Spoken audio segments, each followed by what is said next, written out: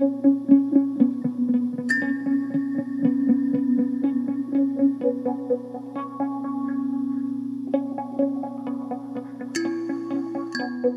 hadn't really seen people talking about shade as a critical element of life in a city and naturally as a provision or as a way of describing and examining the inequality of a contemporary American city.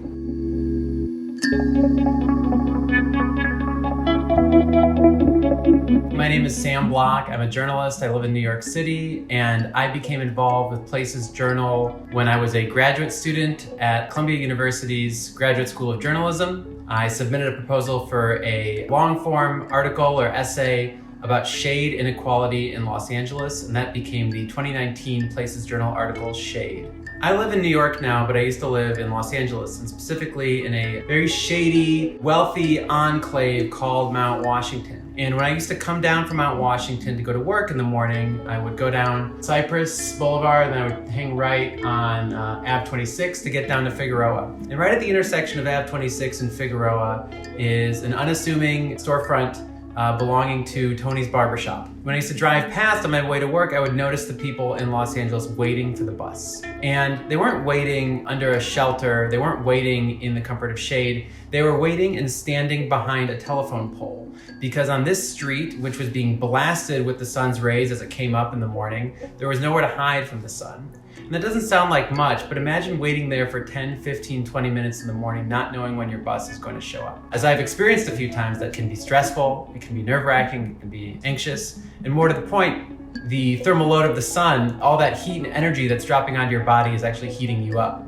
making you sweat. It would follow then that if you're waiting for the bus in the morning, you'd want to hide from that sun. But there was nowhere to hide from that sun in front of Tony's Barbershop. That is until around the year 2013. That's when I started to notice that someone decided to do something about it. Now, when I talked to Tony, the owner of the barbershop, he swore to me that he wasn't the guy who built the Risquache Oasis, the makeshift kind of DIY low-class bus shelter in front of his barbershop.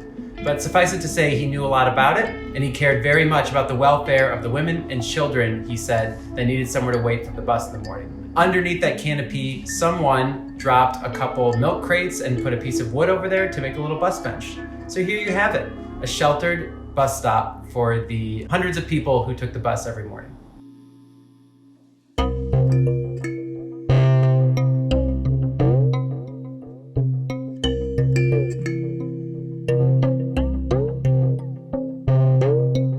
Part of the reason why someone had to build a bus shelter in front of Tony's Barbershop is because there just isn't a lot of shade on streets like these in LA. Figueroa is in many ways an archetypal Los Angeles street. I think somewhere around 7 lanes of traffic for cars and not very much space for pedestrians. Now that's arguably because Los Angeles, maybe perhaps more than any other American city, has really turned itself over to the automobile. So when you look at the real estate of a street in Los Angeles, almost all of it is given over to cars and to traffic and to parking. That leaves very little space on the sidewalk for pedestrians. You might wonder why there's not more shade trees on a street like that, given that there are people who need to stand and wait there in the sun. Well, that's because there's lots of other competing infrastructure on that street, namely the overhead power lines. Fact is, when there are utilities poles with sagging power lines, that creates an obstruction. Arborists are not allowed to plant big leafy shade trees under these because they might conflict and they might cause fires. It's a very reasonable concern, but suffice it to say, when these overhead power lines were installed, not a lot of thought was being given to what it must have been like to be a walker, to be a pedestrian on these streets in LA. And again, that's because, by and large, the overriding cultural assumption in Los Angeles in the mid-20th century wasn't that people would be waiting for the bus or that people would be walking, they would be in cars. In order to ensure that more neighborhoods have shade in Los Angeles, I think we really need to start thinking about shade as a kind of infrastructure, which is something that Christopher Hawthorne, the city's chief design officer, has said. Now that might sound odd, thinking about shade as an infrastructure, but if we think about shade as a kind of utility or a provision that advances a goal, in this case thermal comfort and thermal equality, let's say, a way to reduce the disparities between the hot, formerly redline neighborhoods that are filled with industrial infrastructure and don't have any room for shade trees, that have poorly insulated and poorly built homes, versus the wealthier enclaves, which climactically and geographically have no reason to be leafier and shadier and cooler, but were built in such a way that prized and made room for what was at the time an amenity, but what we now know to be a life-saving and crucial public health infrastructure. So if we were to think about shade as a kind of infrastructure, that would require us to do a few things in Los Angeles. Maybe when we were laying out streets, we wouldn't put all the water mains and the overhead power lines and the spaces for cars. Maybe all of these sort of other needs wouldn't take right of way. Maybe we would start to think about, well, how do we ensure that there's a shade tree here? Or better yet, how, when we are reconstructing or re-engineering or just building this new sidewalk, do we make sure that we have enough space in here for both the ADA clearance of a wheelchair and also a bus shelter and also a tree, and really center the pedestrian and people first before these other utilities? My name is Helene Schpak. I'm currently the president of the Glassell Park Improvement Association here in Glassell Park. What people need to really use, appreciate, enjoy the public transportation system is to set up a system that is not only equitable across the city, but provides some of the basic human needs: shelter, safety, lighting, access with visibility. This should just be common. This should be part of the public transit infrastructure. We have approximately 8,000 bus stops in the city, and I think barely a third of them have any type of comfortable shelter area. And I think the city of Los Angeles needs to step up, really do a lot better on this, make this a priority, since it benefits everything that the city says it would like to achieve. What creates change is it takes just an enormous amount of effort from individuals bringing attention to the matter, to the city, and forcing the change. My name is James Rojas, and I'm a city planner, born and raised in East Los Angeles. I've been looking at the Latino built environment for the past 30 years. And for a lot of Latinos, building relationships with the landscape and others is a part of their identity. My work is to really highlight and understand how they built relationships within the built environment. Really, I'm looking at front yards and shade, really a critical part of the landscape. The word Wasquatcha means basically DIY, do it yourself. And for Wasquatcha is very genuine. So these landscapes really reflect people's needs through a memory and an aspiration. And it also creates these landscapes of cultural production. Culture is produced here in this front yard. It's a way to really think about, Wasquatcha as an aesthetic and aspiration and memory, but it's based on people's needs and their own particular interests and values. But I think one of the things that's important about shade is about a relationship. When you're under shade with your friends in a shelter, relationship, with people, if they start thinking about, their transportation as a relationship to kind of build that kind of infrastructure to support, better mobility, that makes us feel that it's part of our lives. So to work at Metro, I was trying to implement some, bus shelter programs because a lot of our bus stops didn't have shelters. But again, it's one of these kind of spider webs where, the city owns the land, Metro owns the pole.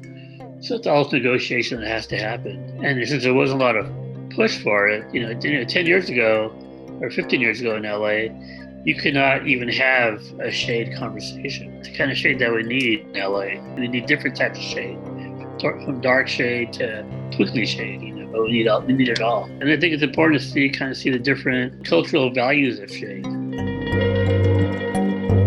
My name is John Yee, and I am the Executive Director for Los Angeles Walks. We are LA's pedestrian advocacy nonprofit. Some of the ways that we make sure we have a walkable Los Angeles and we fight for pedestrian access is we're community organizers. Basic life-saving pedestrian infrastructure is incredibly difficult to come by here in Los Angeles for a myriad of reasons, but one of the large reasons is that we have an incredibly difficult city system one has to navigate. And so what we do to make sure we have more pedestrian access and infrastructure is we partner with communities, primarily immigrant monolingual communities, and we work with them to navigate city systems for infrastructure such as flat sidewalks, crosswalks, speed humps, road diets, bike lanes, and things like that. Shade is an important part of infrastructure because it provides comfort when you're walking down the street. There's so many factors that lead us to taking our sidewalks and walking. And a big part of the discouragement and all that, especially in Los Angeles, is just the heat and the sun that's relentless on you. And so for a city as large as LA, for a city with as much sun as LA, it's important that when we're walking to our streets, when we're waiting at our bus stop, there's shade protecting us.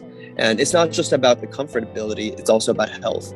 There's been studies done that show that communities with a lack of shade are degrees-wise is hotter. And so that it impacts everything from lung health to particle pollution to just general well-being and comfortability of using your streets. And so that's why shade plays an important part, not just with comfort and ease, but just health and also community well-being as well. If you have a community that's accessible where people can walk with comfort, that's a stronger community. And so it goes also back to the fundamental question of how do we see our communities and how do we see those who walk through our communities.